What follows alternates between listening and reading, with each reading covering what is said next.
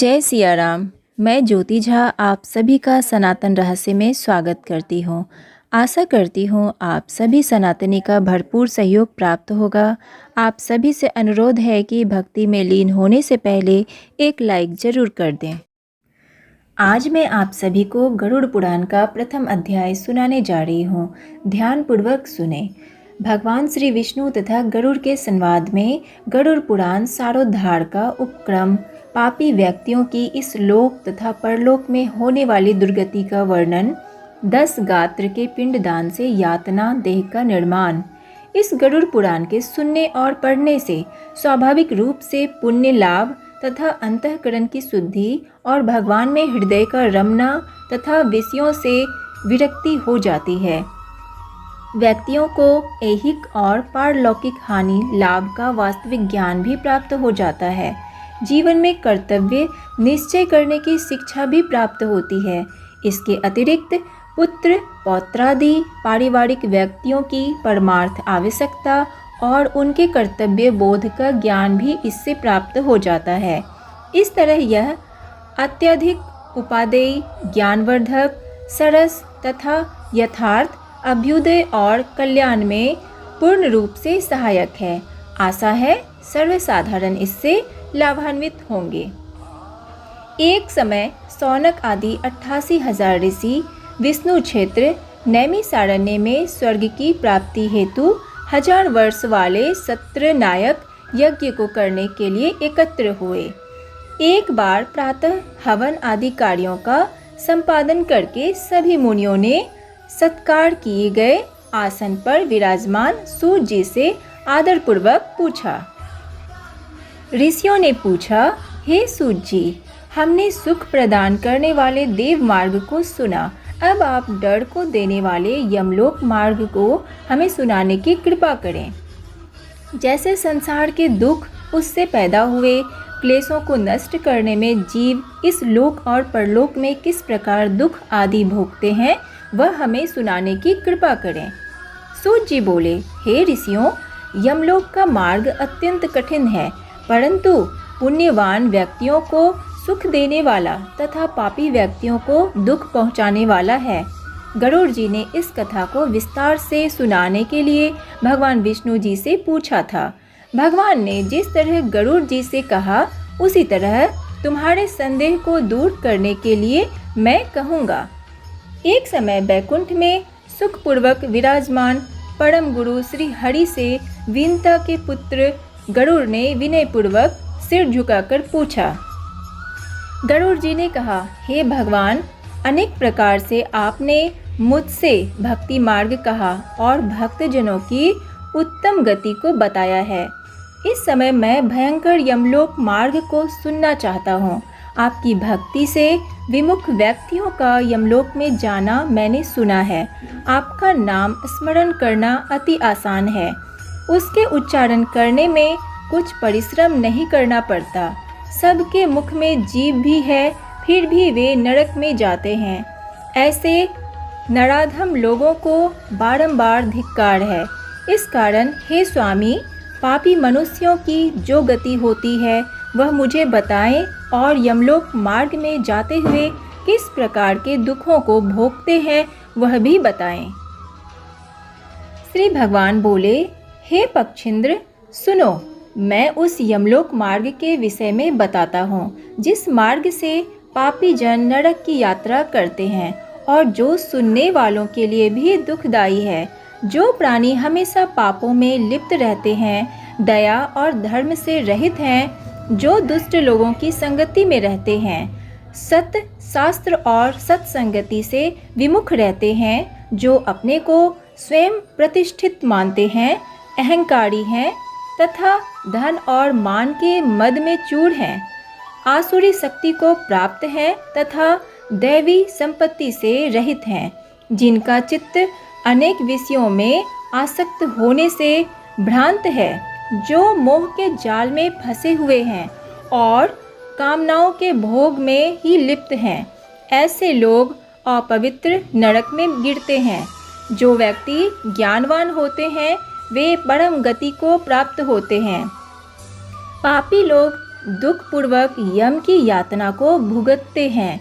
पापियों के इस यमलोक में जैसे दुख की प्राप्ति होती है और मृत्यु के बाद वे जैसी यम यातना को प्राप्त होते हैं, उसे सुनो। सुकृत या दुष्कृत भोग कर अर्जित धर्म के योग बल से बुढ़ापे में व्याधि उत्पन्न होती है। मानसिक पीड़ा, शारीरिक पीड़ा से युक्त होकर जीवित रहने की इच्छा करते हैं। उनको सर्प के समान अचानक काल आकर प्राप्त हो जाता है। अंतकाल में वैराग्य उत्पन्न नहीं होता और जिसका आप पालन करते थे वे पुत्र आदि आपका पालन करने लगे और नेत्रों से दिखाई देना बंद हो जाता है, कानों से सुनाई देना बंद हो जाता है, मुंह के दांत गिर जाते हैं। वे ऐसी अवस्था को प्राप्त होकर मरणोन्मुख हो जाते हैं। ऐसे आदमी पुत्र आदि से अपमानित होकर उनके द्वारा दिए गए भोजन को कुत्तों की तरह खाते हैं, रोग युक्त हो जाते हैं। वे जो भोजन करते हैं वह पचता नहीं एवं चलने की शक्ति कम हो जाती है। वायु के प्रकोप से नेत्र खुल रहे हैं। कफ के बढ़ जाने से नाड़ी सब बंद सी हो जाती है। खांसी, श्वास के परिश्रम से गले में घुड़घुड़ शब्द होने लगता है। उस चिंता से घिरा हुआ और चारों तरफ से बंधुगणों से घिरा हुआ तथा सोया हुआ वह काल पास के वशीभूत होकर बुलाने पर भी बोल नहीं पाता। आयु पर्यंत कुटुंब के भरण पोषण में आसक्त चित्त और अजितेंद्रिय ऐसा व्यक्ति मृत्यु की वेदना से मूर्छित होकर बंधुजनों के रुदन करते समय मृत्यु को प्राप्त होता है। हे गरुड़, उस समय में दिव्य दृष्टि पैदा होती है। उससे वह व्यक्ति संपूर्ण संसार को एक रूप समझता है, परंतु बोलने की शक्ति समाप्त हो जाती है। उस समय पांचों इंद्रियां नष्ट हो जाती है और वह चैतन्य ना रहकर जड़ रूप हो जाता है। यमराज के दूतों के नज़दीक आने पर उसके प्राण निकल जाते हैं। उस समय अपने स्थान से प्राण के चलने पर एक क्षण भी कल्प प्रमाण हो जाता है और जितनी वेदना 100 बिच्छुओं के काटने से होती है वैसी ही वेदना उस समय होती है। अनंतर मुख पर फेन आने लगते हैं और लार टपकने लगती है। तब उस पापी मनुष्य के प्राण नीचे के मार्ग से निकल जाते हैं। उस समय दोनों हाथों में पास और दंड लिए नग्न अवस्था में दांतों को करकटाते हुए क्रोधपूर्ण नेत्र वाले यम के 2 भयंकर दूत समीप आते हैं। उनके सिर के बाल ऊपर को उठे होते हैं।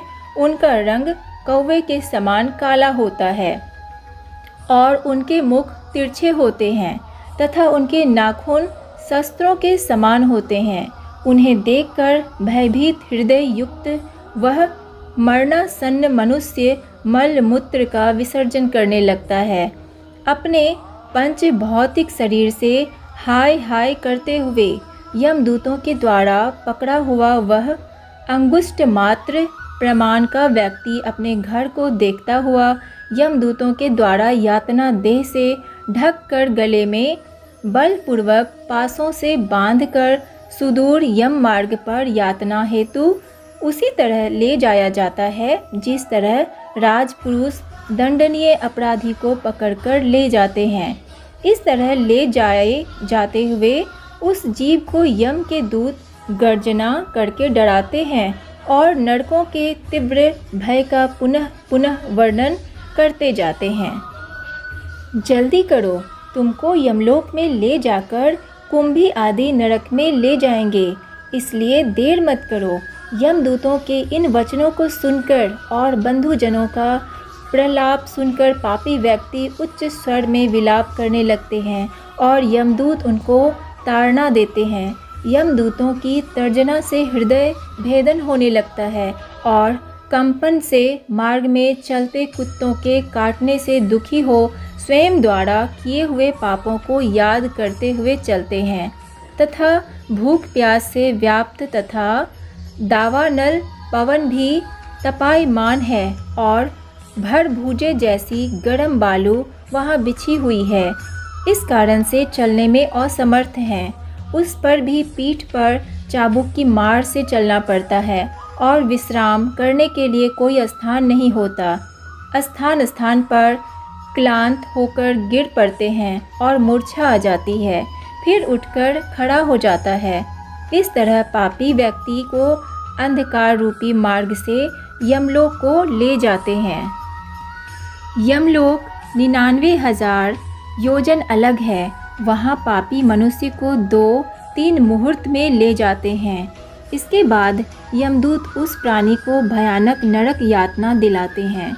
इससे वहाँ प्राणी यम तथा यम की यातना देखकर मुहूर्त मात्र में ही यमराज की आज्ञा से यमदूतों द्वारा आकाश मार्ग से पुनः अपने घर को आता है। घर में आकर स्व शरीर में पुनः प्रवेश करने की इच्छा होती है, परंतु यमदूत के पास बंधन से क्षुधा, तृषा आदि से दुखित होकर रुदन करने लगता है। हे गरुड़, वह पातकी पुरुष पुत्रों द्वारा दिए गए पिंड तथा आतुर काल में दिए गए दान को प्राप्त करता है, फिर भी उसे तृप्ति नहीं होती। पुत्रों द्वारा पापियों के उद्देश्य से किए गए श्राद्ध, दान तथा जलांजलि उनके पास रुकती नहीं। इस कारण पिंडदान का भोग करने पर भी वे भूख से व्याकुल होकर यम मार्ग में जाते हैं। जिनका पिंडदान नहीं होता वे प्रेत योनि में होकर कल्प पर्यंत निर्जन वन में अत्यंत दुखी होकर भ्रमण करते रहते हैं। कल्प कोटि समय व्यतीत होने पर भी कर्म को भोगना ही पड़ता है। व्यक्ति नरक यातना भोगे बिना पुनः मनुष्य शरीर को प्राप्त नहीं होता। इसलिए 10 दिन पिंडदान करें। उस पिंडदान के प्रतिदिन 4 भाग हो जाते हैं। उसमें से 2 भाग तो पंच महाभूत शरीर को पुष्टि देते हैं, तीसरा भाग यमदूत का होता है तथा चौथा भाग प्रेत भक्षण करता है। 9वें दिन पिंड देने से प्रेत का शरीर बनता है। 10वें दिन पिंडदान करने से उस शरीर को चलने की शक्ति प्राप्ति होती है। हे गरुड़, शरीर के दग्ध हो जाने के पश्चात पिंड से हस्त प्रमाण का शरीर पैदा होता है। इसलिए वह मार्ग में शुभ फलों को भोगता है। प्रथम दिन पिंड देने से मूर्धा, दूसरे दिन पिंड देने से ग्रीवा और कंधे, तीसरे दिन के पिंड से हृदय, चौथे दिन के पिंड से पृष्ठभाग, 5वें दिन के पिंड से नाभि, 6ठे दिन के पिंड से कटी और 7वें दिन के पिंड से गुदा, 8वें दिन के पिंड से उरु तथा 9वें और 10वें दिन के पिंड से क्षुधा और तृषा आदि उत्पन्न होती है। ये पिंड शरीर को धारण कर भूख प्यास से युक्त प्रेत एकादशा और द्वादशा में दिया हुआ भोजन करता है। यमदूतों द्वारा 13वें दिन प्रेत जैसे पकड़ा हुआ मरकट। अगर आपको मेरी वीडियो थोड़ी भी हेल्पफुल लगी हो तो वीडियो को लाइक करें और चैनल को सब्सक्राइब ज़रूर करें।